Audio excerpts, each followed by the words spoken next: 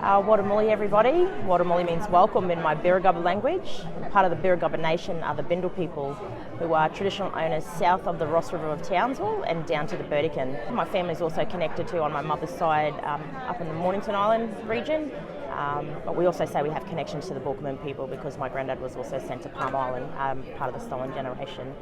On my dad's side, I'd also like to acknowledge that I have connections to the Cutchalung people of Charters Towers, but also the Murray Island people of Mer Island. So I'm currently sitting as the North-Northwest Regional Director of QAIHC on the board. I'm also the chairperson of the Townsville Aboriginal Islander Health Service. And in my personal position, outside of the board positions, I also run my own consultancy or business around workforce capacity building for Aboriginal and Torres Strait Islander people. Thank you very much. Now, you have asked some really great questions during the two-day conference here for QAIHC, really focused around culture, and one of the questions was particularly in relation to closing the gap. Can you talk about what your concerns are there and whether you've heard some answers? Sure. I guess I say that I'm a younger generation coming through, but I'm actually raising the younger generation coming through. I have 3 children. My oldest is 20, 18 and 11. And what I'm seeing is that a lot of my reflections is based around the targets that have been set because of deficits under the, I guess, the Western targets and their cap in regards to what success looks like. We often put the word culture in it to pretty it up, but one of the things that I would like to focus on, and what I have been focusing on, is forward thinking around what is it that we can do as a sector individually to actually build our capacity around culture.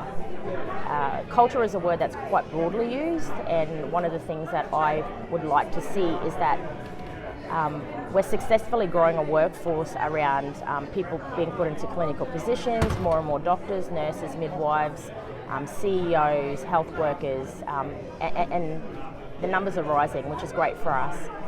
One of the things that I don't see rising is our ability to lead within the cultural perspective the moment we walk out the door.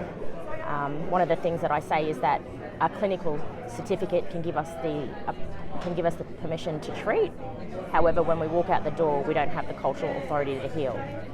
So I don't want to forget or leave behind the development and evolution of what Aboriginal and Torres Strait Islander cultural practices look like in this sector, given that we have a platform to be able to nurture and help it grow.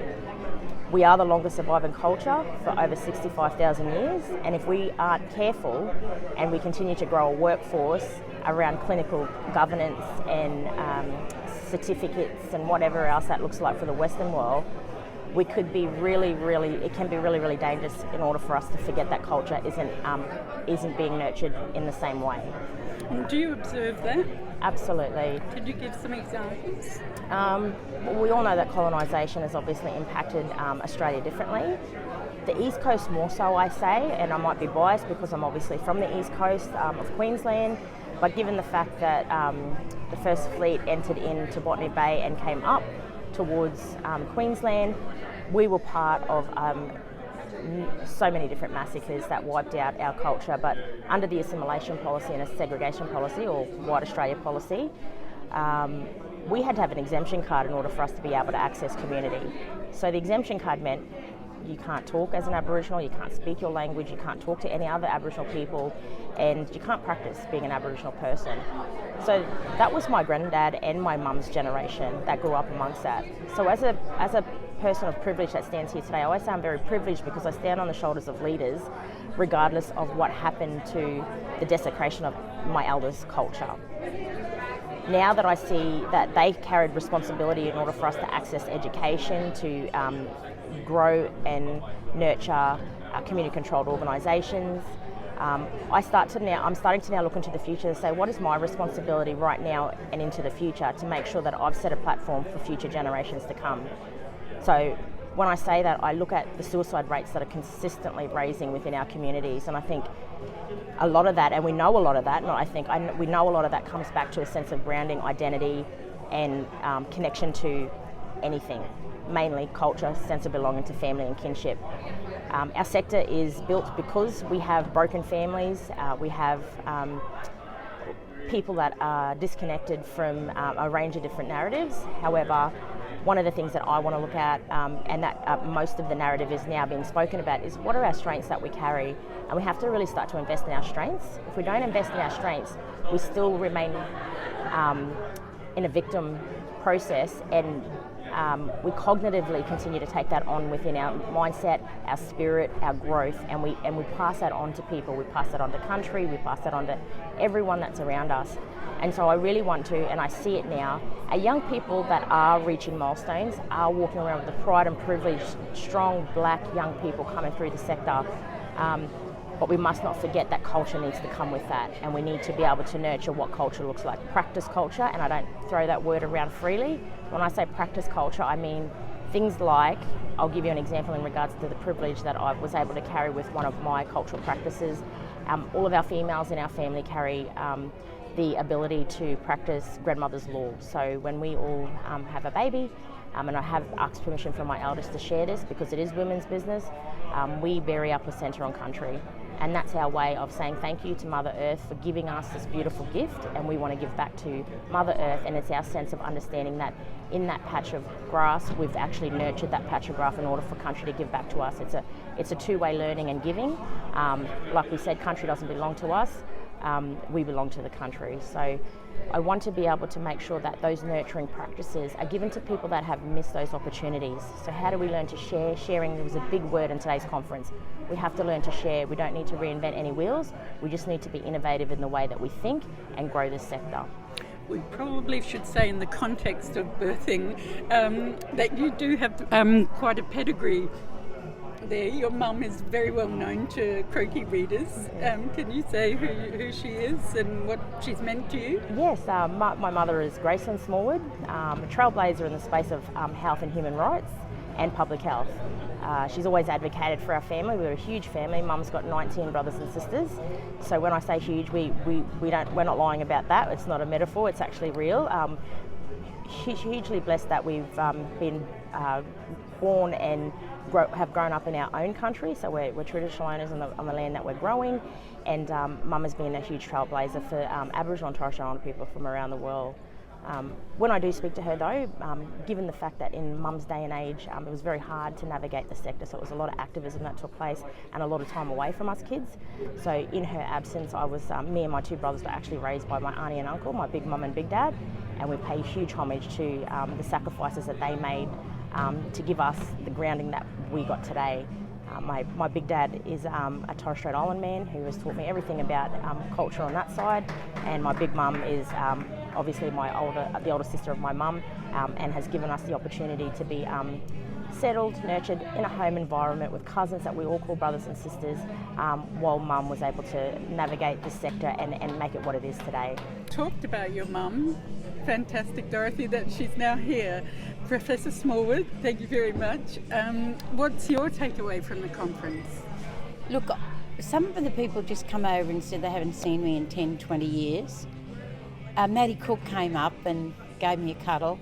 He said, Auntie, we've got your song ready from when you sang it 15 years ago in Hawaii.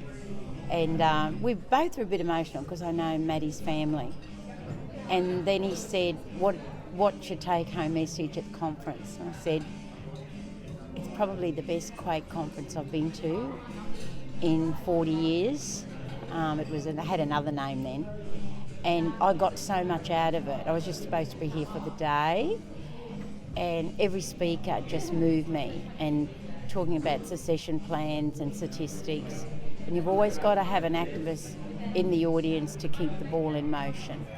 So, and I just went around and said to a few people, thank you, it's been deadly. I was so pleased I heard my daughter being deadly on stage. And one of my friends, when she said, because I'm Gracelyn's daughter, he just looked at me, Les Collins' brother David, because we've been mates for years. So Dorothy doesn't sort of run around, my mother's a big activist, and so many people came up and said, she's deadly and humble and smart. I said, oh, that's a good roundup of her. Look at the genes. And she's got a brilliant sporting background, and her father was a brilliant sportsman. So she's got the holistic approach. And so I'm really pleased to have been here, and I've been asking everybody to pray, all my friends, because when somebody's sick in the family, they all pray. I said, can you all pray for my daughter to become the chair of Quake? And they all laughed, but they actually sent me a little prayer thing and said, we are, and God can change the world. So that was my take-home message 15 minutes ago. So as for the stolen gen, we've just heard that Western Australia has got their compensation for all the victims of trauma. Every state and territory in Australia has got compensation except Queensland. So the stories of the stolen gen, I do a little bit of work for Link Up, and Pat Thompson's the head, and she's doing a wonderful job, but very frustrated because the horrific stories of the stolen gen out of Queensland, and we've got to keep pressing on. And truth-telling, treaty and voice is still going to continue, and it doesn't matter what governments in power that are trying to stop it. We believe the ancestors are working. So Wadamuli in our Birragubba language, and maybe see you at the next QAIHC conference. And good luck, Dorothy, for the elections tomorrow. Actually am running. I've been nominated to run as the chair tomorrow. Look, it's a big privilege to even be considered, and it's something that I always said, because of watching my mum and my elders and the struggles that they went through. I always used to think, I would never do that. Why do you hurt yourself so much in the sector? And it's very taxing on them. But one of the privileges I get to carry in this generation is that the struggle is completely different. They struggled for us not to, and so I get to stand here nominated and hopefully do everything I can. Whoever carries the role, we know will do justice to this sector, but it's a very needed sector to be able to grow and nurture and take into the new era. Seeing the young people in this room today was very inspiring, coming through the sector. It's absolutely what we require. Our demographic is majority young people, so we really need that representation at the table. So yeah, I'm looking forward to what the future holds for QAIHC. Fantastic, Dorothy. Anything else you'd like to say to mainstream health or Croakey readers or people in the room? Look, I think partnerships was a big thing that was spoken about today, and I respect both sides of the fence, the Aboriginal and Torres Strait Islander sector, the Western side, in regards to the growth and support that they carry. We're all in this together. We have to remember that. It's not a fight to the end. We have to be able to really, really trust the process, share our knowledge and wisdom, and celebrate our wins. I think that's the way that we get through this. We've always spoken about, I guess my old people speak about love and care, and that's the grounding and foundation that we need to carry through in order for us to be successful in whatever relationship we carry. So I think we just have to really focus on what's ahead of us, do it with respect, but also make sure we're carrying along the way. Beautifully said. Have a fantastic night tonight and a very successful day tomorrow. Thank you very much.